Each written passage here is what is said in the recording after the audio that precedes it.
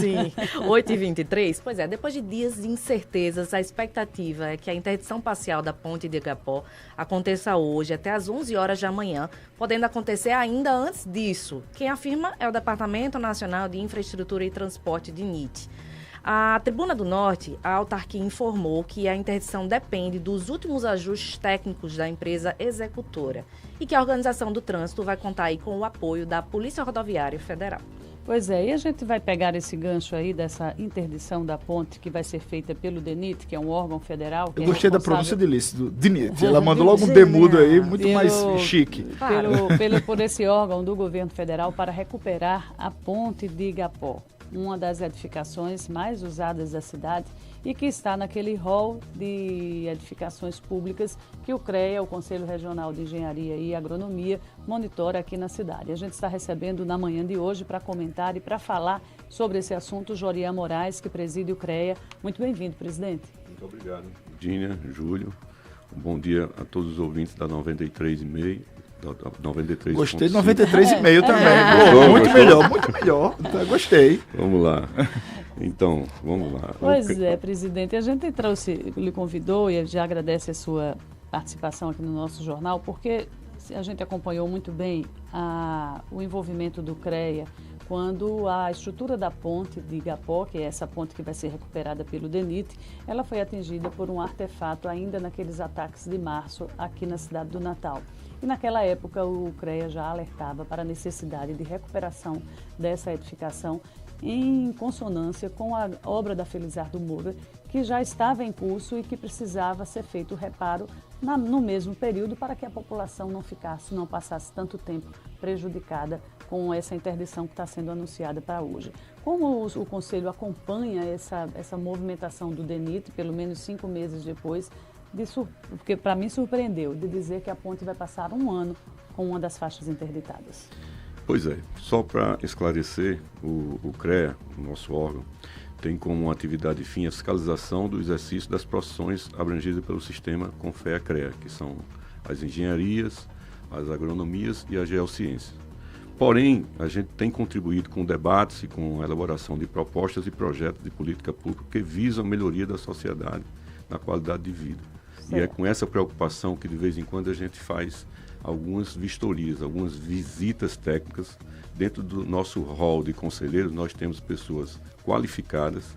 E na ocasião que nós visitamos lá em março, né, quando teve a explosão, um artefato explosivo lá na ponte, um dos nossos conselheiros, inclusive professor nessa área de estrutura, Fábio Pereira, ele viu em loco que não se tratava de oxidação. O artefato ele provocou rupturas onde a ferragem que estava exposta, a cordoalha, ela estava visivelmente sem nenhum traço de oxidação. A oxidação é um fenômeno um natural, fenômeno natural, né? Que ela vem em expansão de dentro para fora e aí provoca a ruptura da camada de proteção dessa ferragem, dessa estrutura. E não foi o caso. Então, obviamente, nós colocamos para o DENIT que precisava fazer um laudo para que apontasse quais eram os danos causados pelaquela explosão e, através desse laudo, visse o que é que era necessário para poder repor, né? E, inclusive, não é de agora. Isso em março, né? É bom que a gente deixe claro, porque a gente está no mês de setembro e isso foi solicitado em mas março. O que é que aconteceu? Em junho, eles apresentaram esse laudo. Nós solicitamos, eles apresentaram esse laudo. E no laudo, realmente, eles disseram, né, no laudo, que não tinha nenhum comprometimento da estrutura. E aí a própria STTU liberou o tráfego normal, porque só estava em uma das faixas. Que houve também uma solicitação de informações por parte da própria STTU, a Prefeitura do Natal. Né? Exatamente. Então, assim, nós... Então, essa decisão de recuperar surpreendeu também o Conselho? Não surpreendeu, porque a gente viu a gravidade, né? Mas a resposta... Mas acabou respaldando o que o Conselho alertou. Exatamente.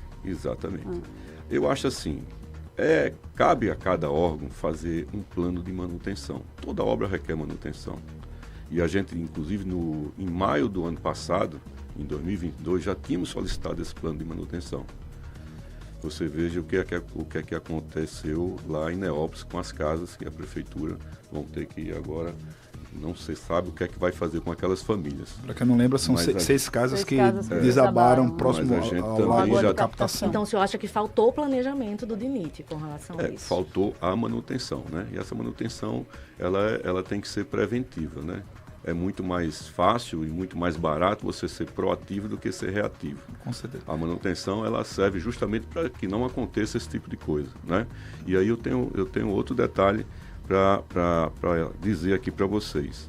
A ponte, ela tem a carga que a gente chama carga móvel, né? Na engenharia, nós temos 3 tipos de carga. A carga concentrada, que seria um pilar, a distribuída, que seria uma parede, e a carga móvel, que é os veículos que passam na ponte. Esse patamar na ponte, que a gente chama de tabuleiro, que fica entre os pilares, eles têm elementos construtivos que fazem com que ele sempre permaneça móvel, né? E esse elemento construtivo, que pode ser esfera, pode ser um produto, justamente para que essa mobilidade ela aconteça há muito tempo. Isso já foi visto em outras vistorias que requer manutenção.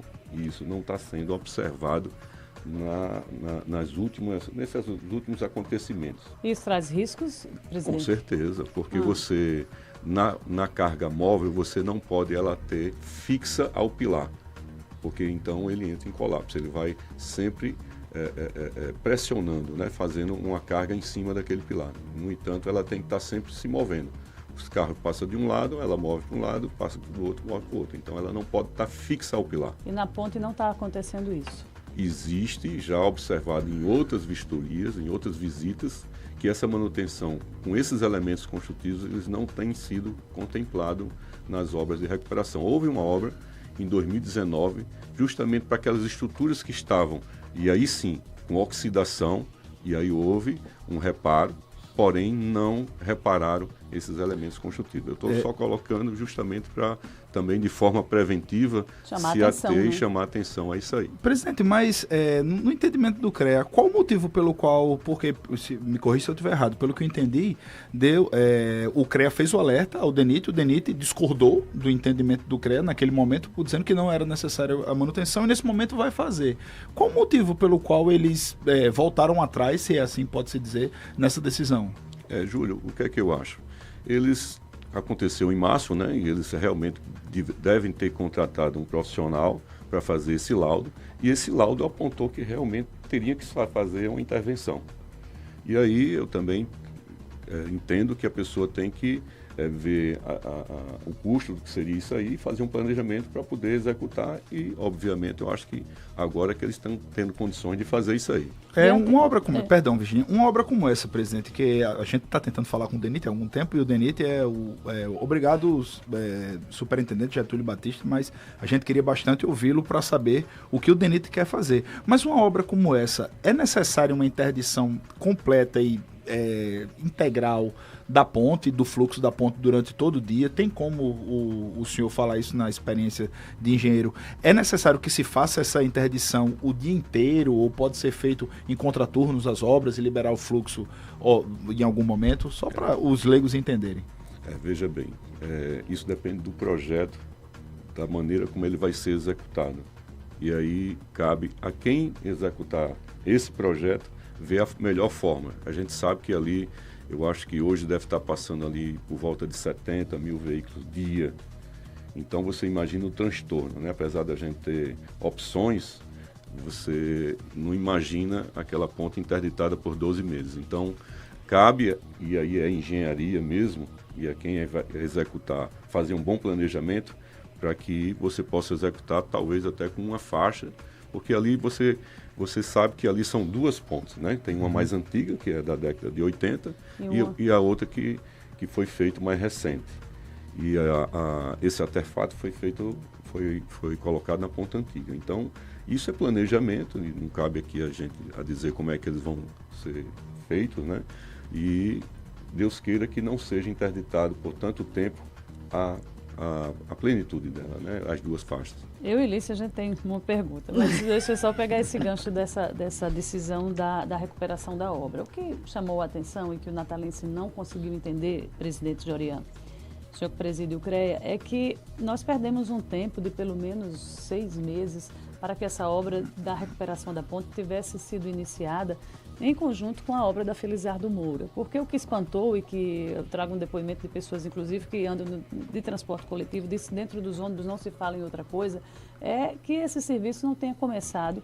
Quando o CREA alertou em março, nós estávamos ali numa situação emergencial, onde as licitações poderiam ter sido agilizadas diante de um episódio que estava confirmado pelo Conselho Regional de Engenharia, mas não, se deixou passar todo esse tempo para quando a obra da Felizardo está perto de ser concluída, vem a notícia que teremos pelo menos mais um ano aí de trânsito difícil para acessar a Zona Norte e também toda aquela região do estado onde estão outros municípios. Então esse time, como é que o senhor avalia essa perda de tempo e que vai gerar um transtorno também para um futuro próximo para o natalense?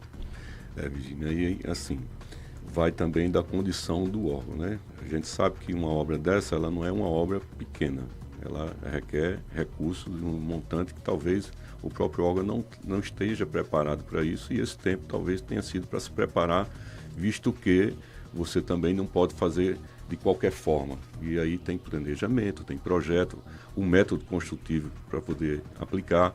E aí um trabalho mais eficiente para que possa realmente ter um resultado a longo prazo e não um paliativo, como é comum fazer, eu acho que é prudente. Eu não acho que esse prazo de 6 meses seja perdido esse tempo, exatamente. Né? E aí não sei também com relação ao órgão. Seria muito bom realmente que ele estivesse aqui também, até para contribuir. Até para a gente entender, né? A gente tem como entidade... Nós estamos tomando como referencial aquele apelo que o CREA fez para que o serviço começasse. É isso que eu queria saber, presidente, sobre o laudo que foi emitido em março. Os danos causados pelo artefato foram em um pilar da ponte, né? Se o DENIT deu uma média de 12 meses para a conclusão, a gente imagina realmente o que o senhor está falando, que seja uma coisa bem maior e seja uma manutenção da ponte inteira. Na verdade, o laudo, ele estava... O artefato foi explodido em março, mas o laudo ele ficou pronto em junho, né? Então foi de junho para cá, o laudo do DENIT, que é o que apura realmente, né? Porque numa vistoria, a olho nu a gente faz a constatação, porém a gente não tem a complexidade de tudo no papel para você produzir o projeto. Agora, esse laudo é que você tem como embasamento. Presidente, mas eu não tenho nenhum entendimento para saber se é um tempo hábil ou não, mas 3 meses para saber se um artefato, que foi um artefato de pólvora, não foi uma emulsão encartuchada, não foi dinamite que foi utilizado, foi pólvora, e segundo especialistas, o dano poderia ter sido muito maior se fosse um outro tipo de explosivo utilizado. Seriam necessários 3 meses para uma análise como essa, ou poderia ter sido feito antes se tivesse sido dado uma prioridade para essa questão? Eu entendo que com a paralisação eles estão efetivamente executando o reparo, né? Então esses 3 meses eu acho que é até pouco tempo em função de eles já estarem prontos para poder executar, porque você tem que elaborar um projeto, fazer um planejamento para poder aplicar, né? E assim, o tempo de 12 meses, eu também quero entender, é por isso que eu disse que seria muito bom que eles estivessem aqui, que eles não vão apenas só reconstituir aquele pilar, e sim fazer a manutenção, que é aquela que eu falei com relação aos elementos construtivos que fazem com que a ponte ela permaneça, né, com a aplicabilidade dela, não é isso? Eu ia falar mobilidade. Lembrando e aí, isso tudo requer tempo também, né? Requer recurso, requer tempo. E eu acho que 12 meses para o que realmente é necessário fazer nela, razoável. Respondendo a sua pergunta. Só para dar uma satisfação aqui para os nossos ouvintes com relação a essa afirmação de Júlio Pinheiro, que pode até agregar, o superintendente atual, Getúlio Batista, ele assumiu em maio. Então, devido, eu acredito que essa transição, né, do cargo possa ser por isso o motivo da demora. Pode ser também, com certeza. Nós estamos aqui com muitas dúvidas em relação ao DENIT, mas eu pergunto para o senhor, presidente, o senhor como presidente pretende ir ao DENIT e ter informações sobre esse trabalho que vai ser feito, já que é uma das obras que o CREA, uma das edificações que o CREA constantemente faz vistorias naquela Com certeza, ponte. Nós já solicitamos, inclusive estamos abrindo espaço para ele no CREA, junto aos nossos conselheiros, para que eles expliquem o serviço que vai ser executado na ponte, até que a gente possa abrir para a sociedade, né, tudo que vai ser aplicado, vai ser executado e de forma assim bem instrutiva, saber qual é o plano de manutenção. Se a gente puder contribuir também, que a gente tem, como eu falei, dentro do nosso hall, pessoas que estão ligadas à parte de estrutura, que podem contribuir, e a gente está aberto para qualquer discussão, inclusive convidando o DENIT para que... Ideal, né? Essa solicitação já foi feita? Já foi feita a solicitação para essa... Tem eleições do CREA aí, né? Vamos só falar para quem estiver ouvindo, os engenheiros, dia 17 de novembro chamar... vai ter eleições e pela primeira vez vai ser online, né? Não vai ser presencial. E espero que seja tranquila, sem nenhum problema. E no decorrer a gente vai trazer informações também sobre essa eleição. Viu? Muito bem, Jorinha Moraes, presidente do CREA, muito obrigada pela presença, pelos esclarecimentos. Seja sempre bem-vindo a retornar. Muito obrigado. Muita inveja da sua voz, viu, presidente? Não, além da voz, o presidente tem um relógio ótimo, foi o primeiro a chegar aqui. Ai, obrigada, presidente. 8h39. Repita. 8h39, deixa eu falar para vocês da 2A Incorporação.